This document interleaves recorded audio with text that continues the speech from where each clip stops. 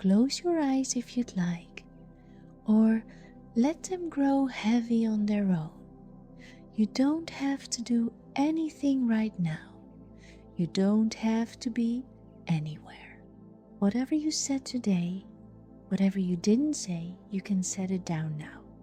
Just here, at the start of this story, we're going somewhere quiet tonight. Somewhere with trees. It was already 7:30 when Clara turned off the main road. The GPS had gone quiet 10 minutes ago, which she had expected. She knew this area well enough to know that the last stretch didn't really have a road name, just a narrow lane of pressed gravel and old tree roots that lifted the edges of the path like sleeping shoulders. She slowed the car. Through the windshield, the forest opened around her like something exhaling. Tall beeches on either side, their trunks pale in the dimming evening light. The canopy was thick enough that the sky had turned a deep muted green above her, not dark yet, but softening. That particular hour, when the day doesn't fight anymore, Clara rolled down the window.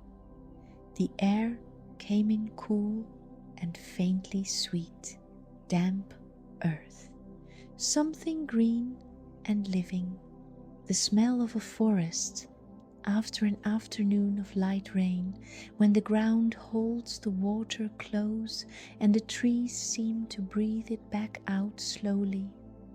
She hadn't planned this trip. That was the thing. 3 days ago, her friend Lena had called. The cabin is free this weekend if you want it. I know you've been tired. Clara had said she'd think about it. She'd said maybe. She'd said she wasn't sure she could leave everything for 2 nights. And then, yesterday morning, she had woken up at 6 and lain very still in her bed, staring at the ceiling, and thought, I need to go. So she had texted Lena. She had cancelled dinner with her sister. She had sent a short message to her colleague about the Monday meeting. She had packed a bag quickly before she could talk herself out of it. And then she had driven here. She was still waiting for the guilt to arrive.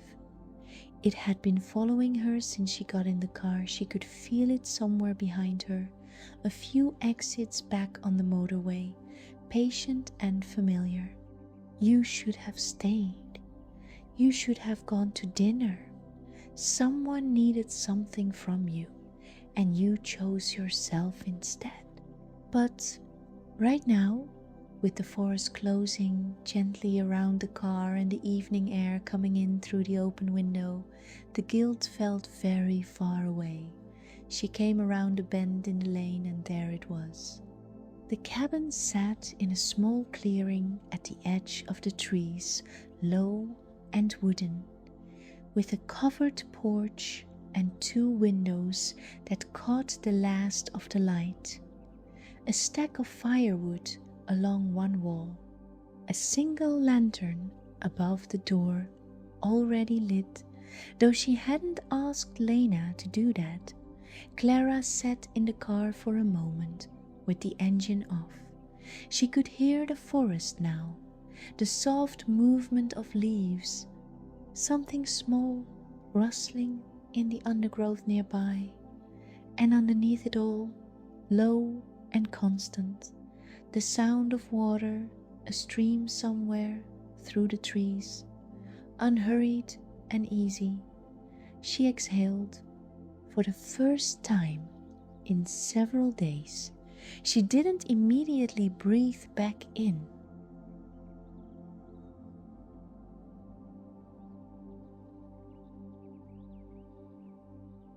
The key was under a stone beside the door.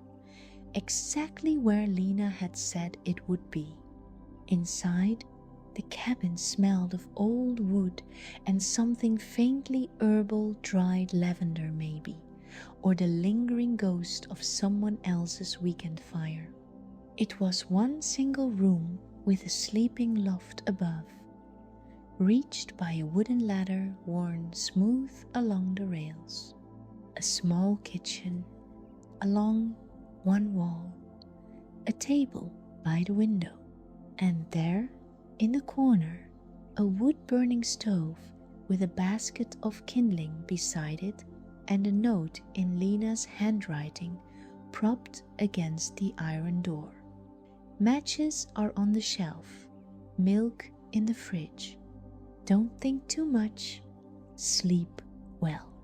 L. Clara. Read it twice.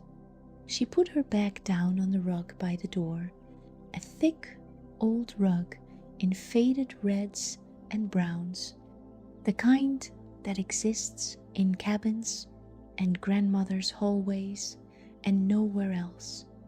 And she stood for a moment in the middle of the room, just breathing. The ceiling was low, the beams were dark. Through the window above the kitchen sink, she could see the tree line turning slowly from grey-green to charcoal as the evening deepened. She didn't check her phone. This surprised her. She had reached for it twice in the car, out of habit, both times putting it back in the cup holder without looking. Now she left it in her bag entirely and moved to the kitchen instead, running the tap until the water came cold, filling a glass and drinking it, standing at the sink, looking out at the trees. The stream was louder here. She could hear it clearly through the old window frame, a soft, continuous sound like something murmuring to itself, not urgent, just present. Clara set down the glass. She found a box of chamomile tea in the cupboard, not hers, left behind by someone, and filled the kettle and set it on the small gas hob.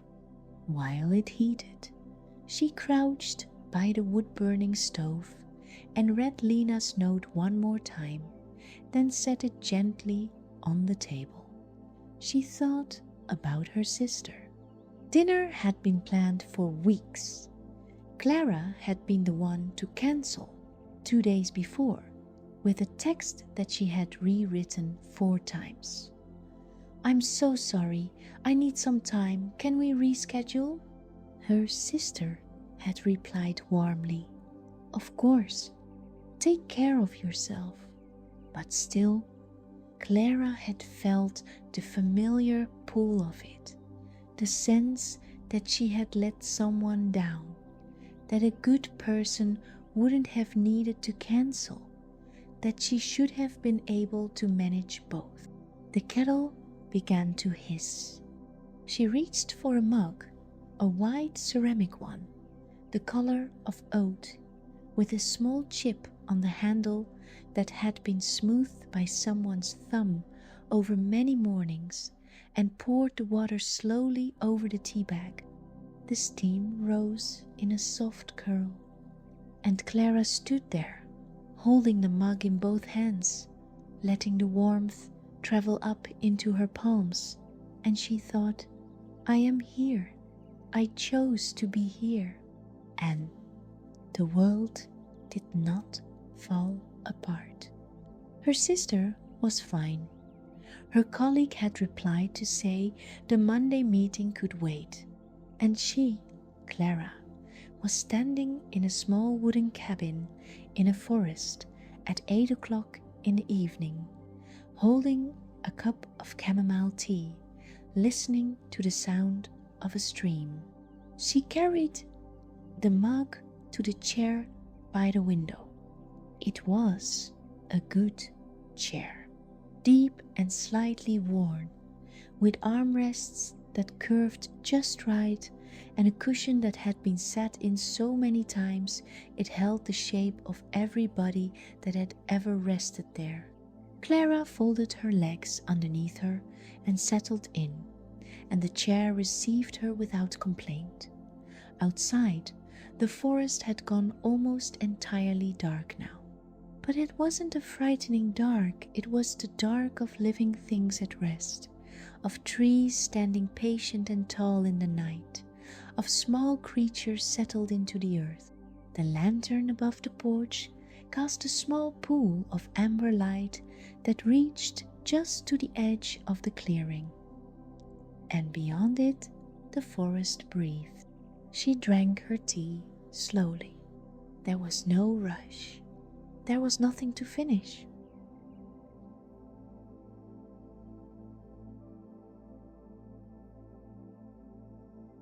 She sat there a long time, long enough that the sky outside went from deep blue-gray to a true settled dark, long enough that the first few stars appeared. Not many, just the boldest ones, the ones that don't wait for the sky to be entirely ready.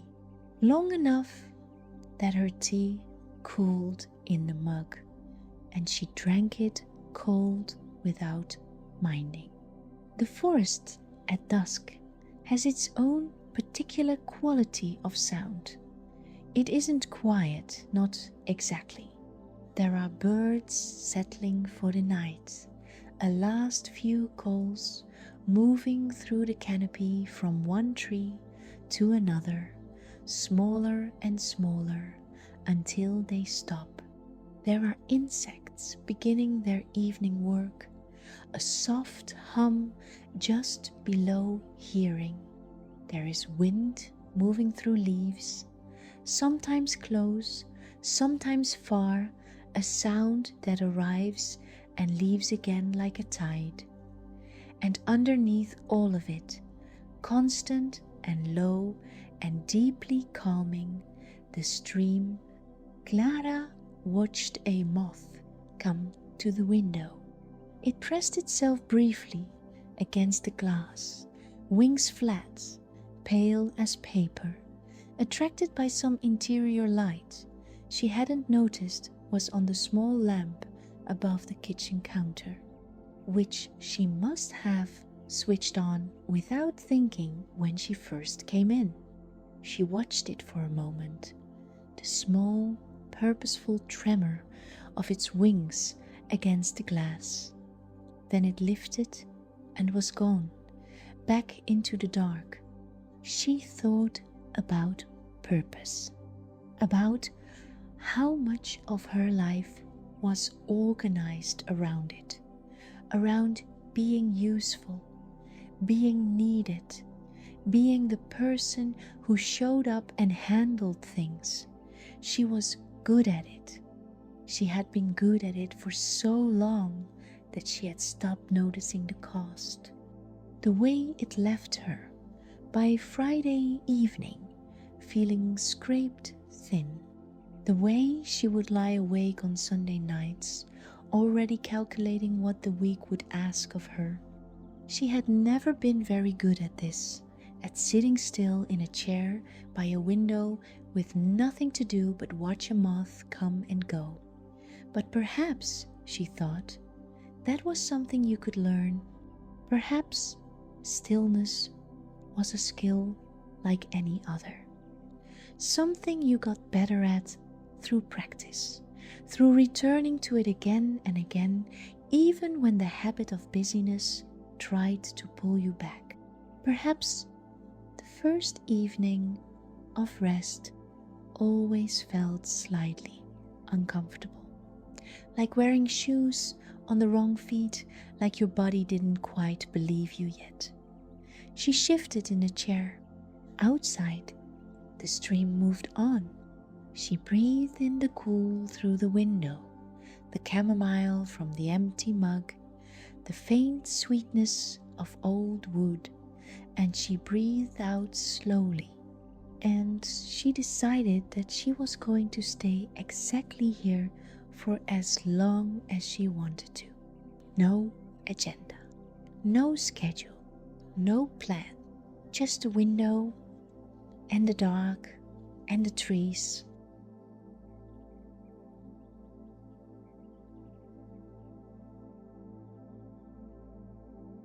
When the tea was gone, Clara built a fire.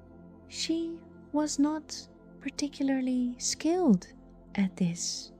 She had done it a handful of times in her life, once as a child at a scout camp, once at a friend's house in winter, once here at this very cabin several years ago, the first time Lena had lent it to her.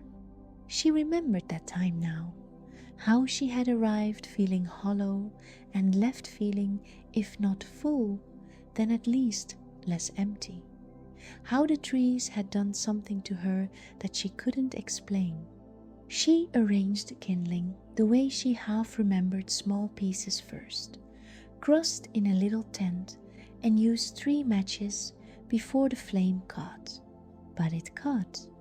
A small, tentative thing at first, more smoke than fire. And then something shifted in the draw of the stove, and the flame found its confidence and began to climb. Clara watched it for a while. There is something very old about watching fire, something that doesn't require thought or effort or even attention, really just presence. The body settles toward it the way it settles toward warmth after cold or sleep after a long day, without deciding to. She added a small log, then another. The cabin began to warm around her. She hadn't turned on any lights inside, and she didn't now. The fire through the glass door of the stove was enough.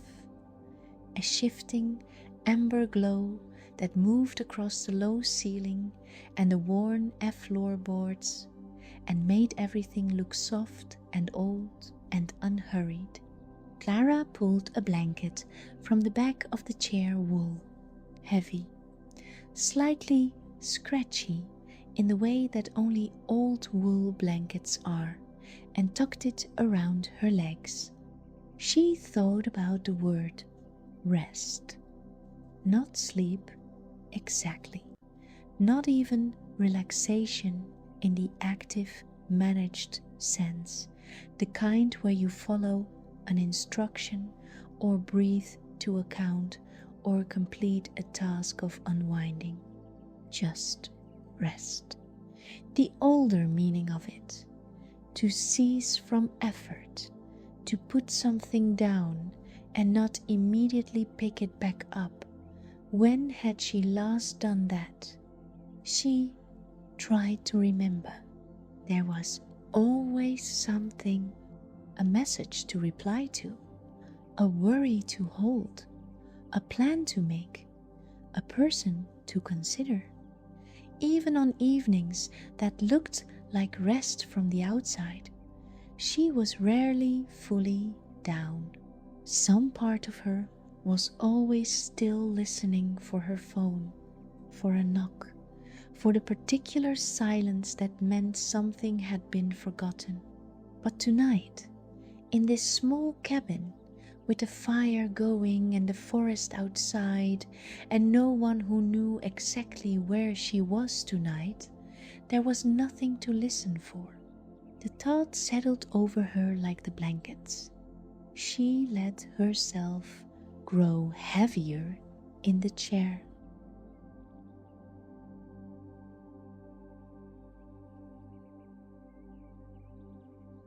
It had started, as these things often do, with something small, a favor she had agreed to, a commitment she had made because it seemed easier than explaining why she couldn't.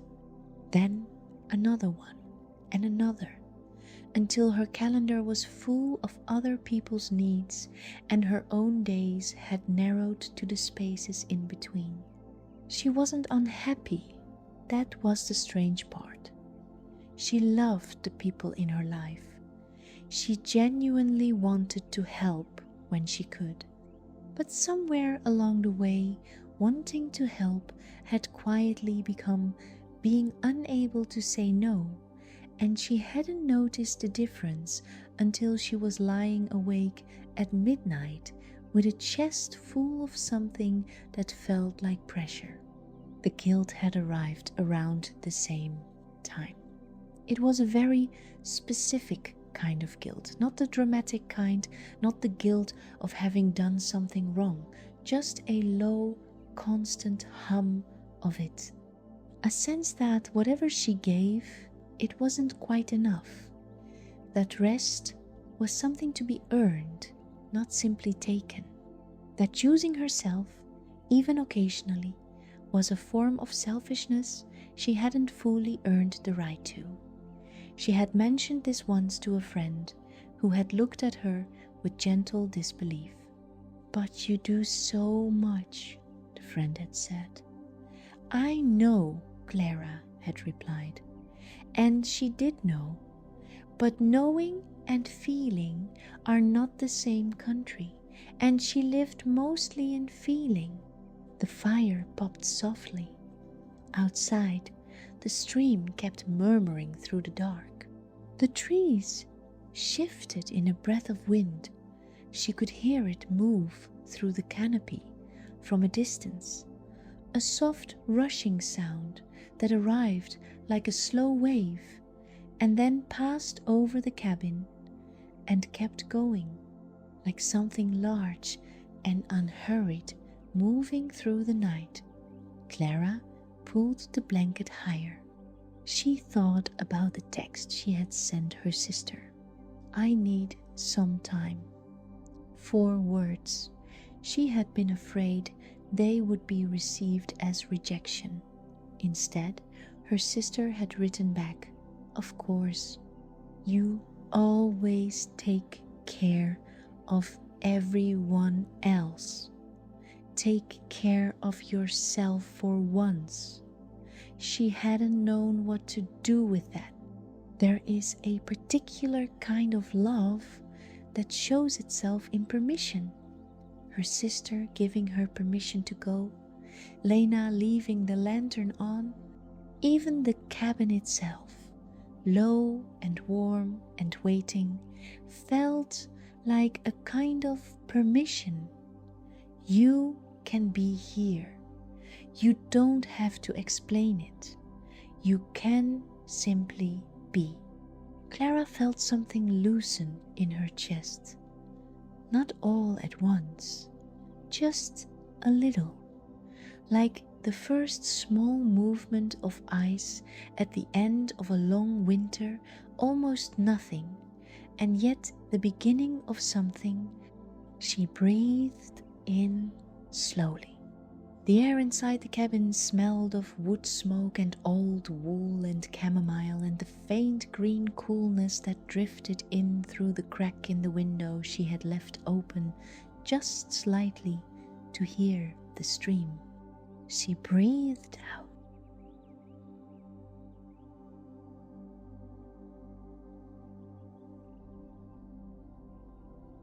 At some point, she must have dozed.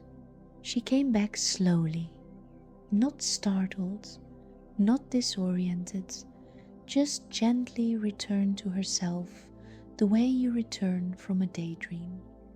The fire had settled into deep red coals. The cabin was warm and dim. Outside, the forest was entirely dark now and very quiet, and the stream ran on beneath everything like a low, patient note. Clara didn't move for a while. She sat in the chair with the blanket around her and let herself be exactly where she was, not thinking forward to tomorrow, not replaying the week behind her, just here, in this small pool of warmth, in this clearing in the trees, at whatever hour it happened to be. She thought, this is what I needed.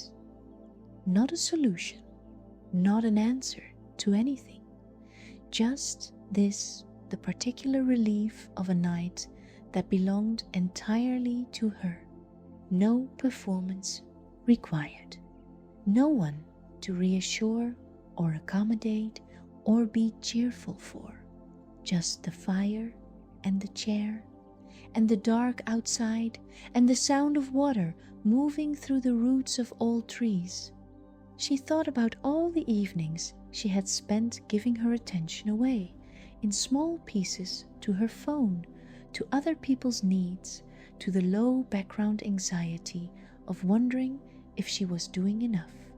How rarely she had sat like this, in simple quiet, and let herself simply exist without justification.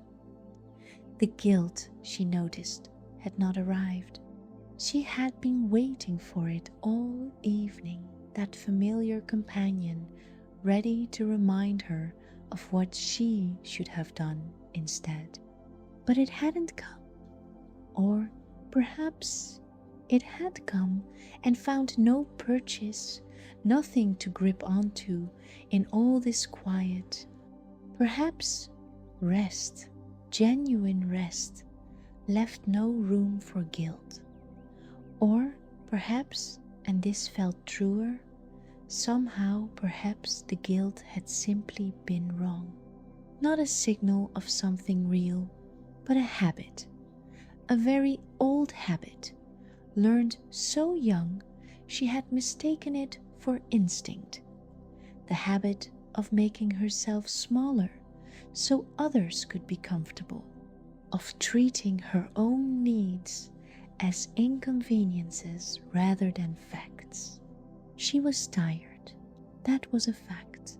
She had been tired for weeks, and she had kept going anyway, and that was something she had done out of love and responsibility and genuine care, but also, honestly, out of the fear of what might happen if she stopped.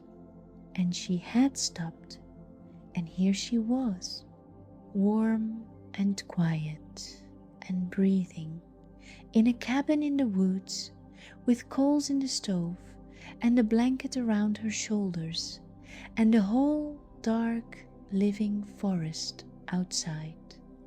Nothing had fallen apart. Everything that needed to continue had continued without her just fine. For one evening, and she, Clara, was still here, not depleted by the stopping, not diminished by it. If anything, she felt, for the first time in a long while, like herself. She pulled the blanket tighter around her shoulders and tucked her chin down into the warmth of it.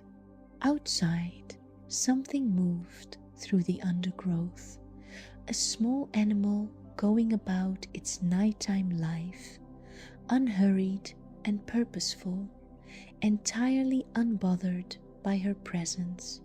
She heard it for a few seconds, a soft rustle and snap of twig, and then it was gone.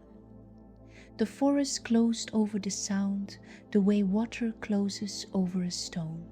The coals glowed dull orange behind the stove's glass door.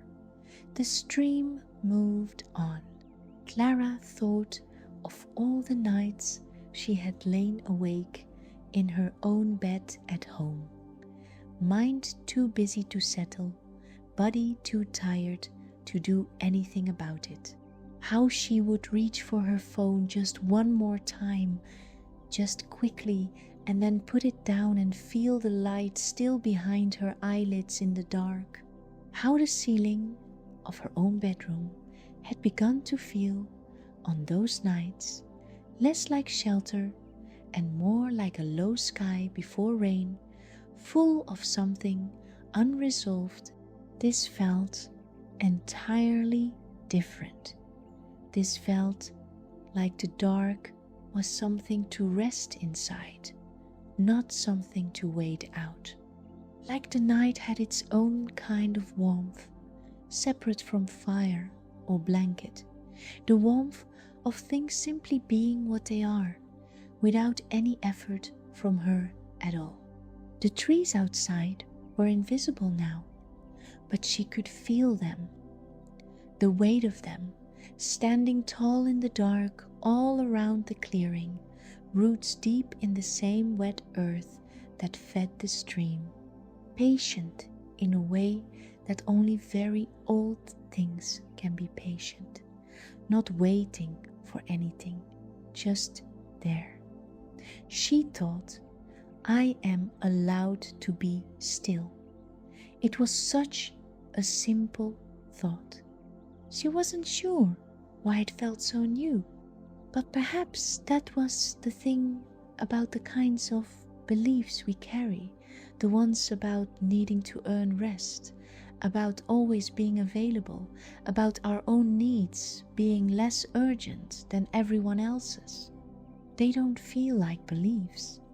They feel like the truth. They feel like reality itself, the way things simply are. And so we never question them. We just keep going, keep giving, keep saying yes, and we wonder why we are so tired. She was done wondering tonight. Tonight, she was just here.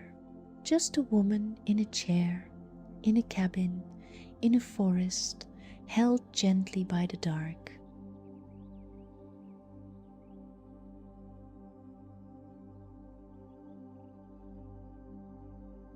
When the coals had burned down to a faint, patient glow, Clara climbed the ladder to the sleeping loft. It was a small space under the sloped roof, just wide enough for the low wooden bed and a narrow shelf along one wall. There was a skylight above the bed, a small rectangle of deep blue-black, framing a patch of night sky where 2 or 3 stars were visible through the trees. Not many, just enough. She didn't bother with the light. She found the pillow by feel and sat on the edge of the bed. And she took off her socks and she lay down. The mattress was firm and the duvet was deep, and she pulled it up over her shoulders, and for a moment she just lay there, looking up at the small square of sky, watching the stars not move. The loft smelled of pine and clean cotton, and very faintly of the wood smoke that had risen through the cabin during the evening. Below, the stove ticked softly as it cooled.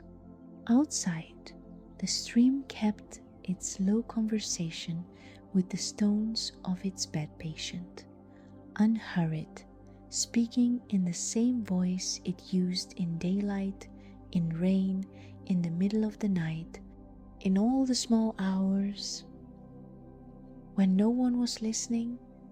It didn't need anyone to hear it.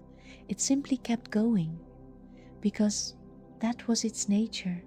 Clara listened to it. She felt the weight of her own body settle into the mattress, her legs, her back, her shoulders, the back of her head, each part arriving somewhere. The way things arrive when you finally put them down after carrying them a long distance. Her hands were open at her sides. She thought briefly of tomorrow morning. She imagined waking early, before the forest was fully light, going down the ladder and building the fire again, slowly and quietly, making coffee, sitting at the window while the trees shifted from grey to green in the early light, walking, maybe, along the stream, seeing where it went, not because she had to, because she wanted to. She couldn't remember the last time she had made a plan entirely for her own wanting. The thought was so simple it almost brought tears to her eyes. She blinked them back not because she was ashamed of them, but because they weren't grief. They were something else. Recognition maybe, or relief, or just a particular feeling of something old and tight beginning very slowly to soften. She was allowed to be here. She was allowed to rest. She was allowed to want things, small things, quiet things, and to make space for them without apologizing. She didn't have to earn this night. It was already hers.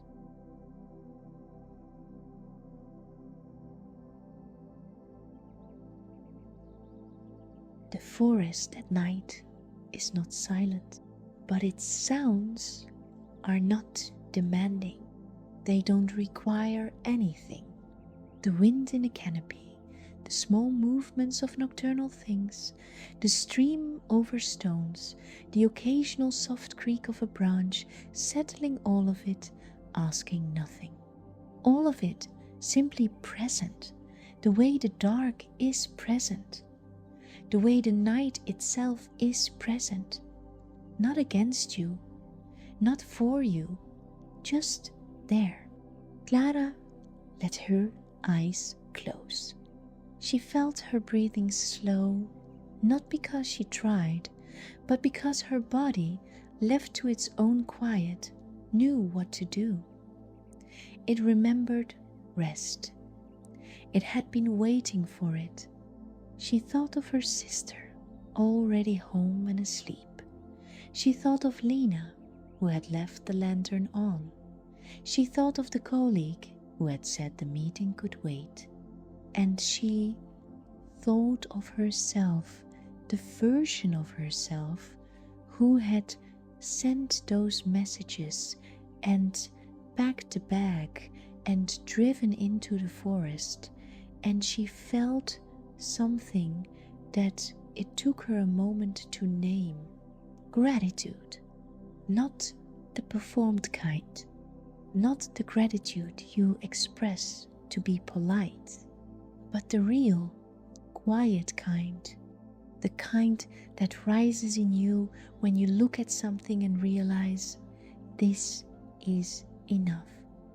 This right here is enough. The stream murmured, the trees breathed. She let herself think one last time about the word enough. How rarely she applied it to herself, to her work never quite enough, to her presence never quite enough, to her rest always slightly unearned, slightly suspect, the kind of thing to be taken quickly and quietly before someone noticed. But tonight she had taken a whole evening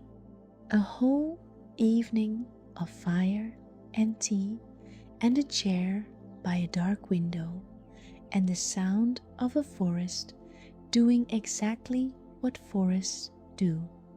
She had not apologized for it. She had not cut it short.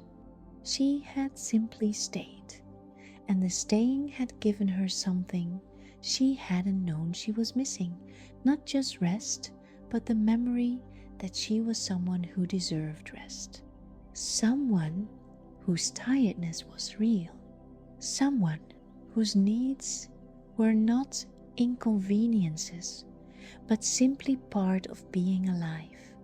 She exhaled, slowly, from somewhere deep.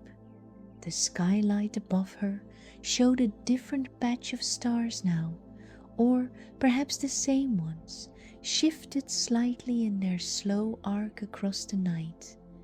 She wasn't sure how long she had been lying here. It didn't matter.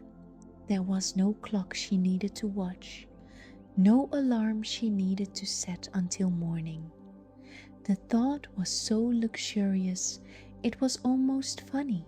She let herself smile, just barely, just at the corners. The kind of smile that happens without deciding to. The trees held the night, the stream held the silence, and Clara let herself be held by all of it. The coals in the stove below, long cooled now, held the ghost of warmth inside the metal.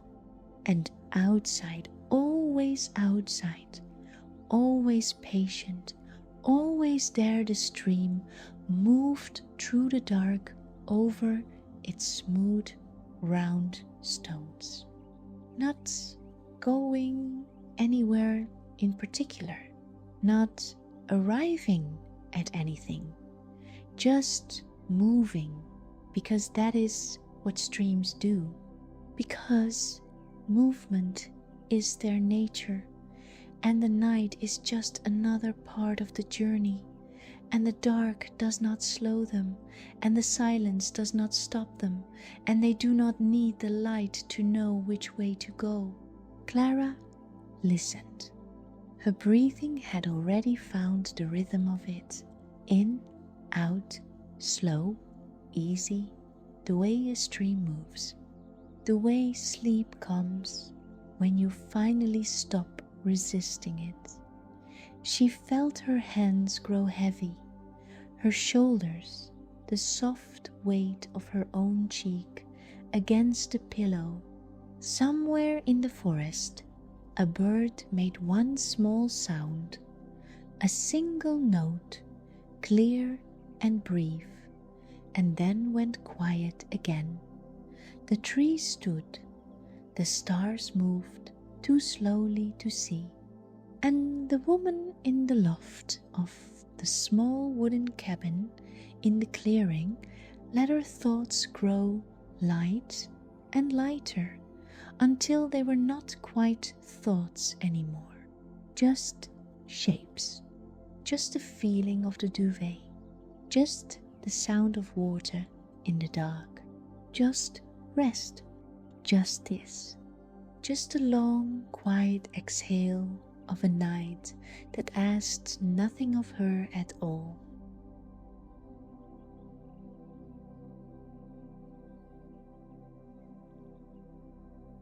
And Clara let herself grow heavier. Let the mattress hold her. Let the duvet be enough. Let the night be exactly what it was, dark and quiet and full of living things at rest, including her, including this woman who had driven into the forest with a bag and a guild she'd been carrying for weeks, and who had set it down somewhere along the way without quite noticing when. It was still out there, perhaps, on the lane, through the trees, in the cup holder beside her phone, but it wasn't here. Here, there was only warmth and darkness and the old, patient sound of water finding its way through the woods. Here, there was only rest. Here, there was only the slow, certain feeling of someone finally, gently coming home to herself. You don't have to do anything more tonight. You've already done enough. Let your body be heavy. Let your thoughts grow soft and shapeless at the edges. Breathe in slowly. The cool air of the forest, the faint pine from the wooden beams above, the last trace of wood smoke from the evening. Breathe out all the way. Let your shoulders drop. Let your jaws soften. Let the mattress hold the parts of you that have been holding themselves up all day. There is nowhere to be. There is nothing to manage. The stream will keep moving through the dark whether you listen to it or not. The trees will keep standing. The stars will keep their slow turn overhead. The forest does not need you to be responsible for it. It has been here far longer than you, and it will keep being here. And tonight, its only job is to hold you in its quiet while you sleep. Let your thoughts come if they want to. Don't fight them. Just let them pass through the way the wind passes through the canopy, arriving, moving, leaving, not staying, not asking anything, just passing through. You are safe here. The night is soft, the forest is breathing, and you who gave so much today and last week and all the weeks before, that you are allowed to rest now. You are allowed to set it all down. You are allowed to take up space in this quiet, in this warmth, in this small and perfect evening that was entirely, completely yours. Let yourself drift. You are already there.